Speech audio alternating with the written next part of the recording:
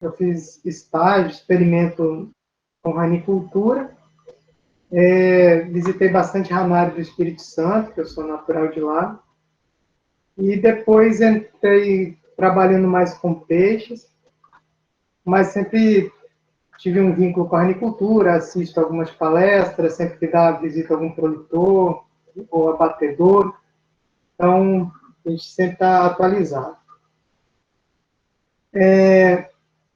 Eu vou fazer a seguinte apresentação, vou falar um pouco de como se desenvolveu a ranicultura aqui no país, e aí, para isso, eu vou ter que falar um pouco de como foi desenvolvido os sistemas de produção. O Brasil, ele foi o país que mais se desenvolveu na tecnologia, mais desenvolveu tecnologia na produção de rãs.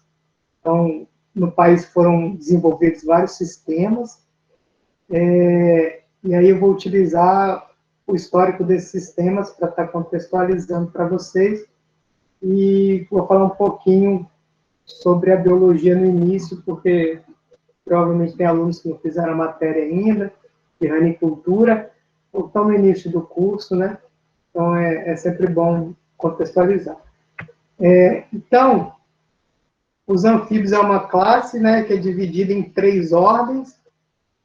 Essas ordens são a Gymnophiona, que estão as cobras cegas, tá? Tem esse grupo, eles conseguem se distanciar da água, viver sua vida em regiões mais secas.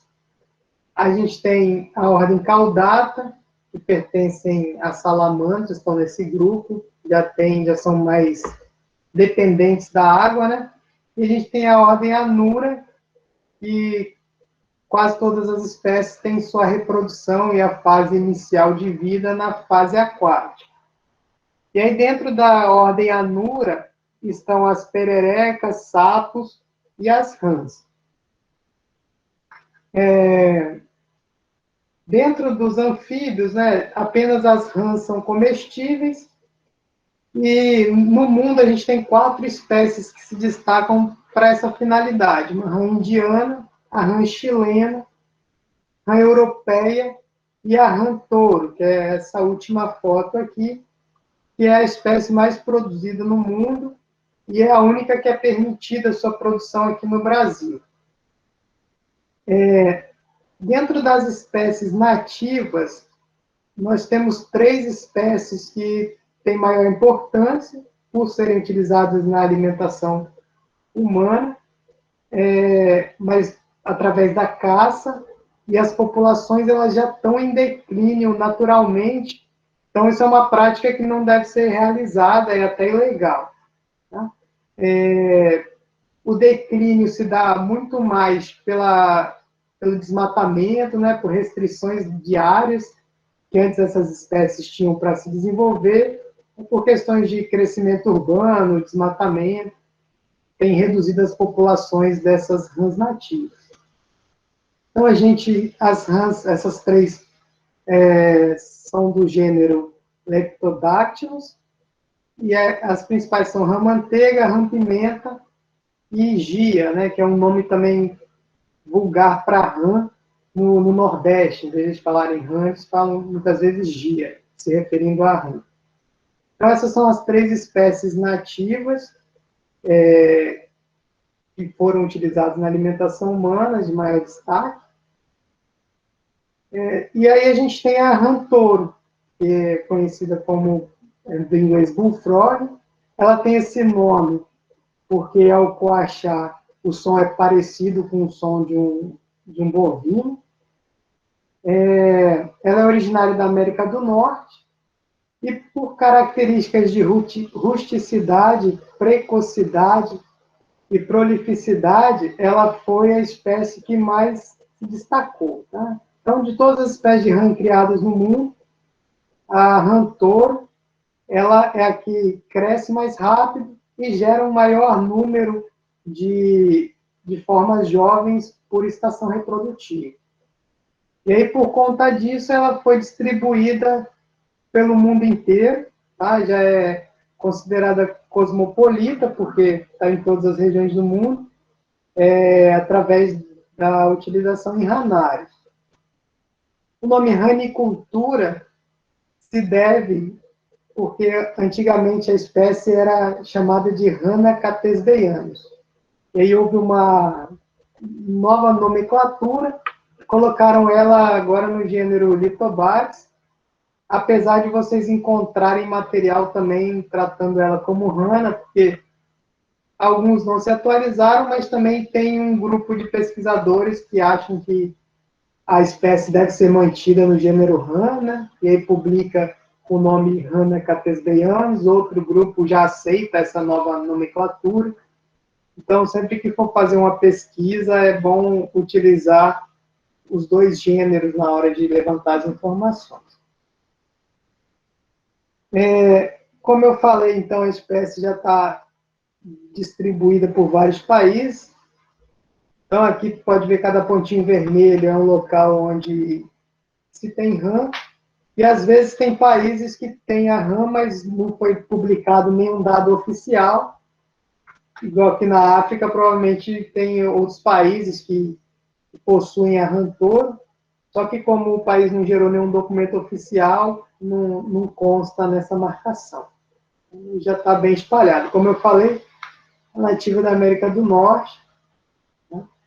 Mas já está bem distribuída no mundo.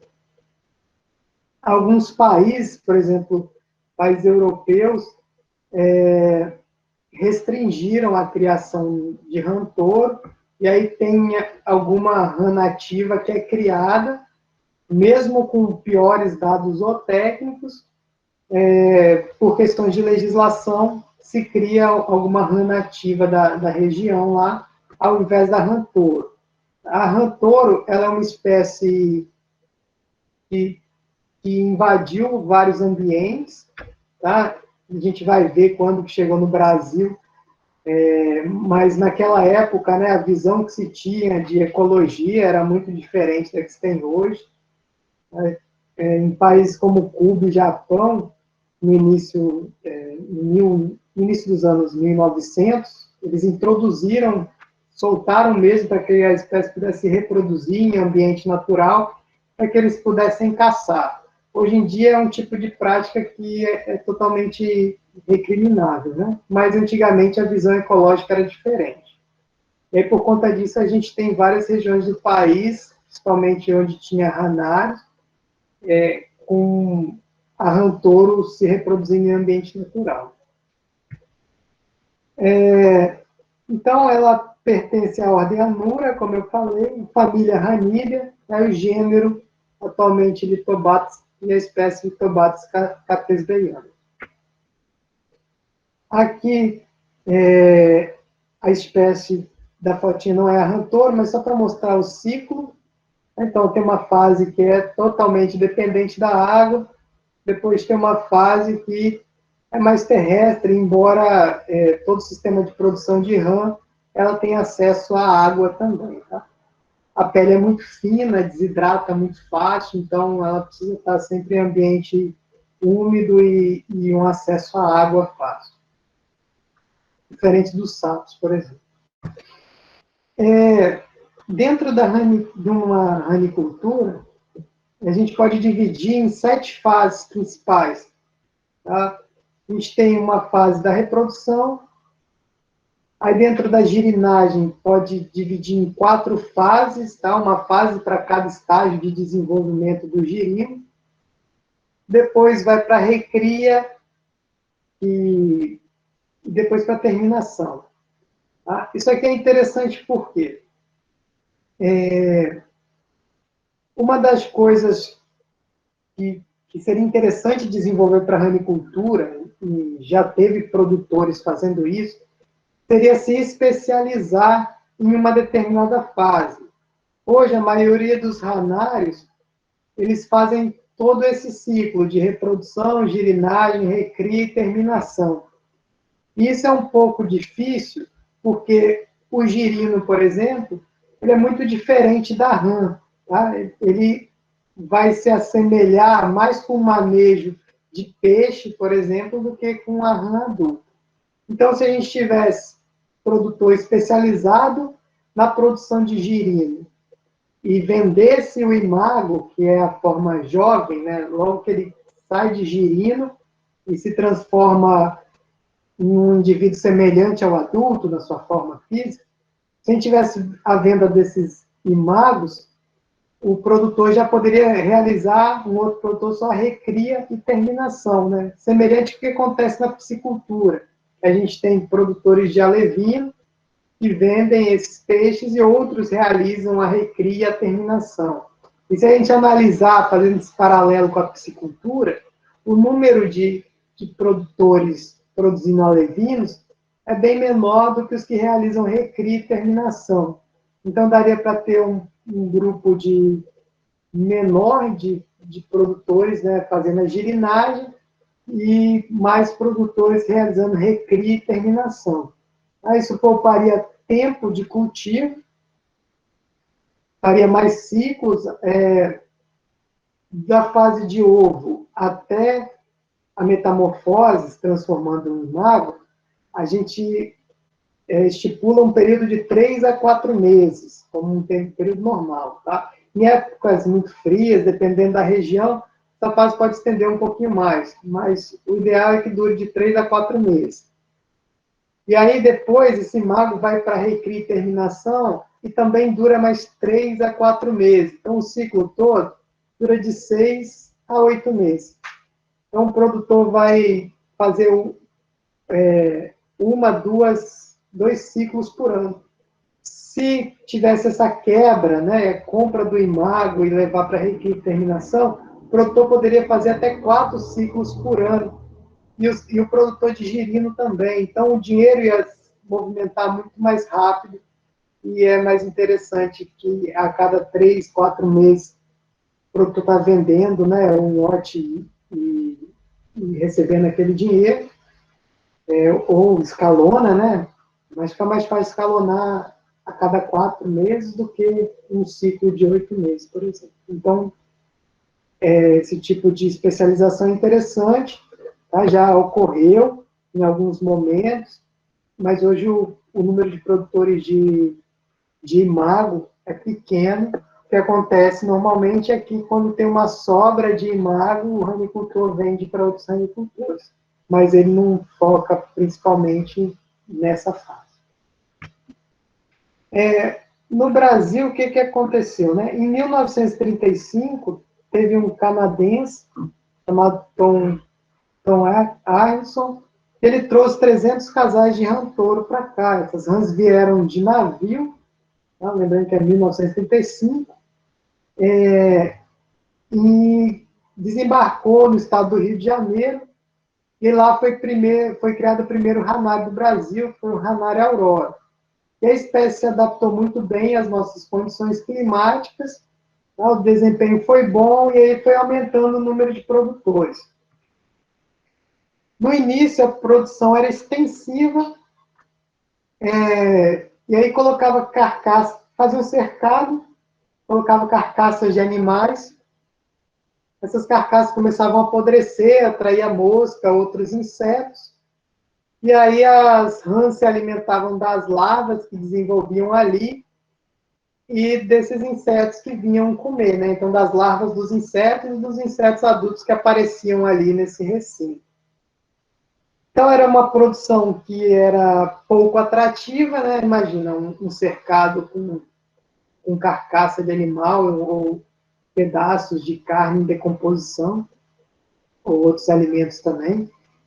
Apresentava pouca produtividade, a rã ela reproduzia naquele recinto, metamorfoseava, então tinha uma área com água e uma área seca. Então, ali ela fazia tudo, tá? A rã, ela apresenta um alto canibalismo. Então, tanto que nos ranários é necessário se fazer classificações periódicas, porque as rãs se alimentam das menores. É comum o canibalismo na espécie. Então, produtividade era pouca, né? Crescia mais devagar e com alta taxa de canibalismo. E isso também gerava aversão dos consumidores, porque era criado num lugar muito sujo.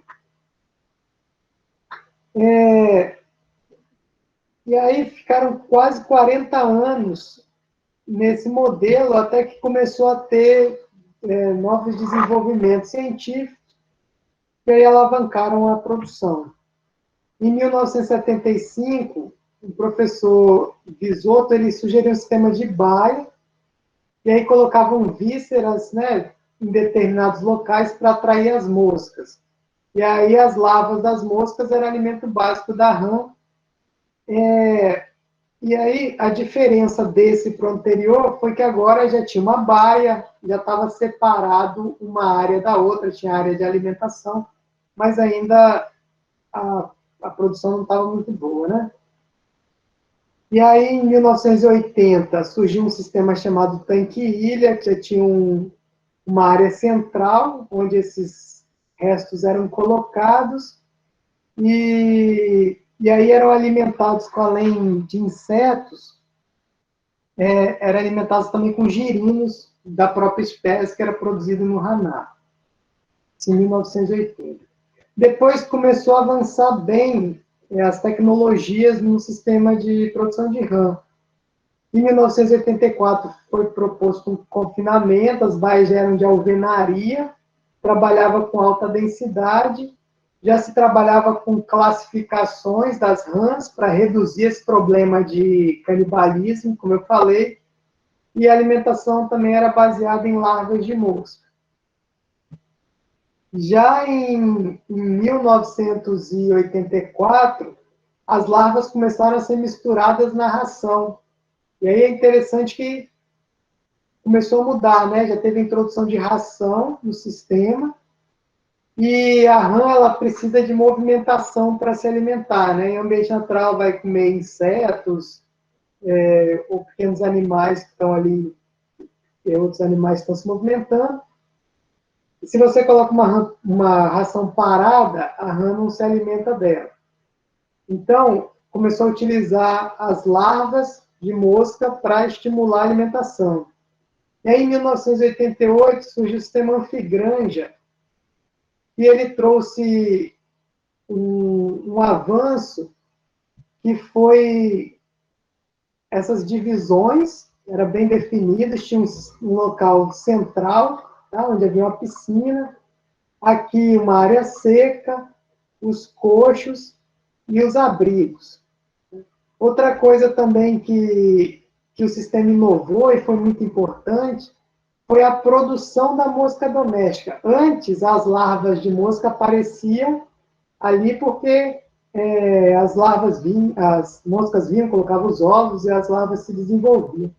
No sistema Amphigranja, a criação de mosca já era de forma higiênica, tinha um espaço próprio para a criação, que era chamado de moscário, e aí é chamado de moscário, porque tem produtor que ainda adota essa tecnologia, embora o número de produtores que faça isso reduziu. Então, para as moscas adultas, né, era utilizado leite e açúcar para alimentação, e para as larvas dessas moscas, trigo e ração de frango. Ainda acha materiais bem explicativos de como se deve realizar a produção da mosca, tem as dimensões do moscário, quantidade de alimentação, foi bem definido isso. E aí foi evoluindo os sistemas, em 1990 foi desenvolvido um sistema chamado HANA-Box, que a produção era verticalizada. Então, era interessante para a produção em áreas urbanas ou em locais com pouco espaço, né? Como a gente está vendo aqui, ó, são várias bandejas, e aí as bandejas são alagadas.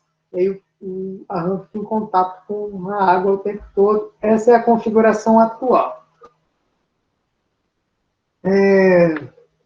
E aí, em 1995, a Universidade Federal de Viçosa sediou um ENAR, que é esse Encontro Nacional de Ranicultura, e um primeiro Tecnofrog. Esses congressos eles foram muito importantes para o desenvolvimento da ranicultura. Tá? O ENAR ele sempre trazia novas tecnologias, eram apresentado o que tinha de melhor de desenvolvimento da ranicultura. Antigamente era mais escasso as informações, né, e tinha menos eventos também. Hoje a gente vai ver eventos de aquicultura ou de zootecnia, acontece mais de um por ano. E naquela época os encontros eram bianuais, então, e concentrava toda a comunidade interessada, vinha gente de outros países também palestrar, então tinha uma troca intensa de conhecimento. E aí, nesse ENA de 1995, foi apresentado o sistema inundado. Foi desenvolvido em Taiwan, trabalhava com maiores densidades do que os sistemas atuais do país, tinha uma facilidade no manejo e ausência de coxo, porque antes eram utilizadas larvas de mosca para a movimentação da ração. No sistema inundado, como a ração agora já era extrusada, ela era jogada é tudo inundado, né, na água, e aí ela ficava se movimentando. A própria movimentação da ração na água estimulava a rã se alimentar dela. Então já não precisava usar os coxos, não precisava criar mosca. E apesar da criação das moscas no anfigranja, como eu falei, já ser de uma forma higiênica, muita gente ainda tinha uma certa aversão a isso, né? Está comendo um animal que comeu larva de mosca. Se pudesse comer só ração, era visto de uma melhor forma. E no anfigranja e nos outros, ocorria, às vezes, produção de lesões nas rãs por causa do atrito delas com cimento, e aí, nesse sistema inundado, já não tinha esses problemas com lesões. Aqui uma foto. Então, as rãs ficam constantemente na água, e aí a movimentação da ração na água, no momento que é jogado, o próprio rã se deslocando faz com que a ração se mexa, e aí você tem essa movimentação da rã em direção à ração e o consumo.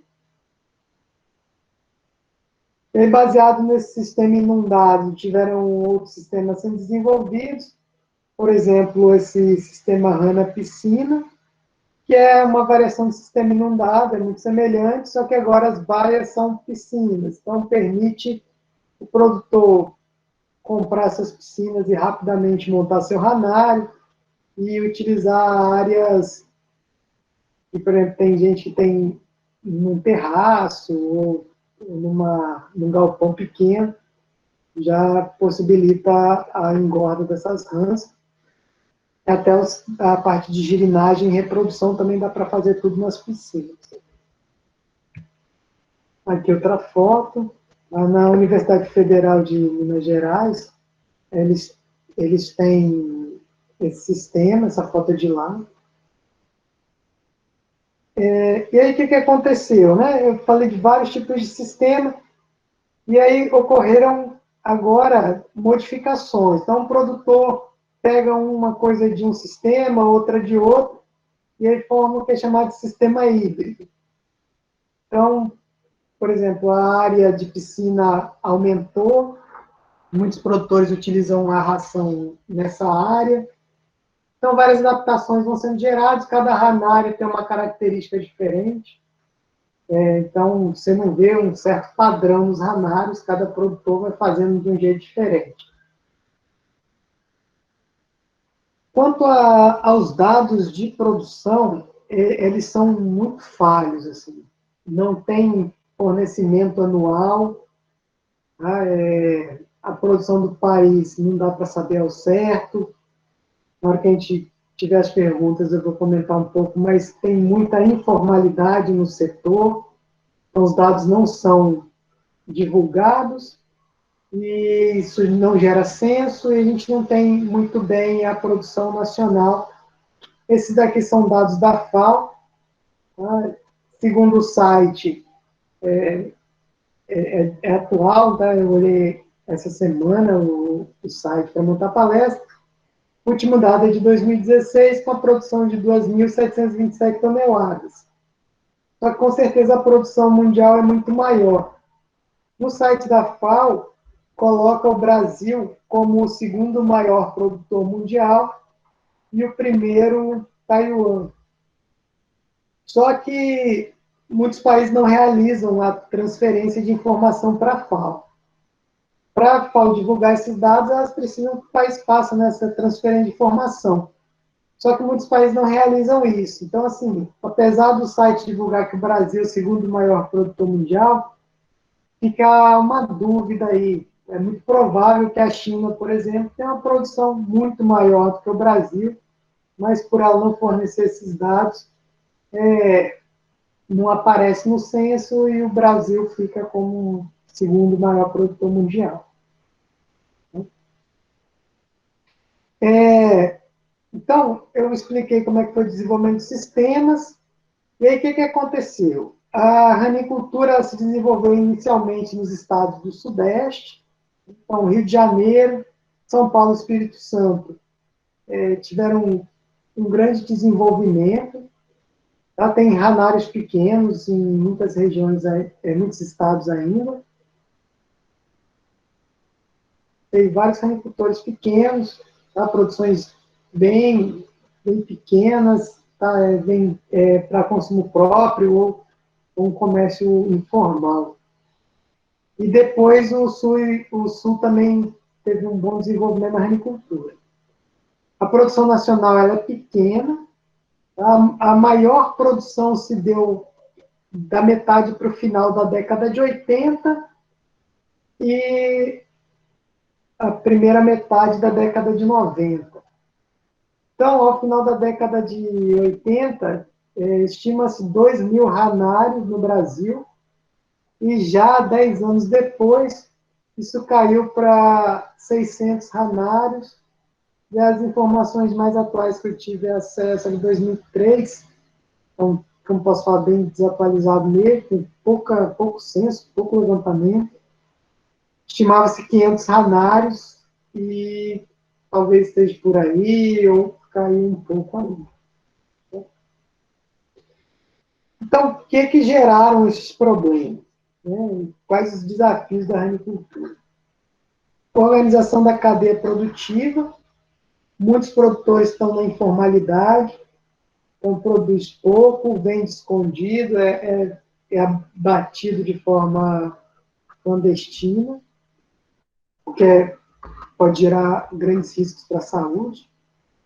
O ideal seria formações de cooperativas, tá? Já ocorreu um trabalho de formação de cooperativa em Florianópolis, funcionou bem, cooperativa fornecia mão de obra, técnico especializado, né, para transferência de tecnologia, fornecia os girinos já no estágio final, e comprava toda a produção desses produtores que faziam a recria e engorda. Funcionou bem, mas depois ela foi para a área de pescado e está atuando mais com peixe. Outra coisa importante seria a redução dos custos de produção. O que acontece hoje? Como os produtores, na sua maioria, são muito pequenos, o custo é alto, porque a aquisição de ração fica cara, a ração não tem uma ração específica, porque a maioria dos ranários são pequenos e estão espalhados. Então, se tivesse polos produtores, estimularia uma compra de insumos em maior quantidade, através de cooperativas, e isso poderia reduzir os custos de produção. Também tem a informalidade do setor, como eu citei, e também seria importante o desenvolvimento de produtos que utilizem as partes menos nobres da rã. Porque o Brasil costuma vender a rã com todas as suas partes, né? Limpa a rã, mas vende as pernas, a carcaça inteira. Nos outros países, o mercado absorve principalmente as pernas de rã, que é onde está a maior parte da carne. Então, se vendesse as pernas como parte nobre, e, por exemplo, as costelas, que é uma região ali que tem pouca carne, realizasse a retirada, produção de CMS, né, de carne mecanicamente separada, e disso fizessem hambúrguer, bolinhos, como a gente vê na produção de peixe, seria bem interessante, geraria produtos com bom valor agregado, e a pessoa, ao comprar as pernas da rã, compraria onde está a melhor carne da rã. Porque hoje você vai comprar no supermercado uma carne de rã, está beirando uns R$60, se não tiver mais um pouco. Você vai comprar e ainda vem a carcaça inteira. Se esse valor fosse só das pernas, seria um produto melhor.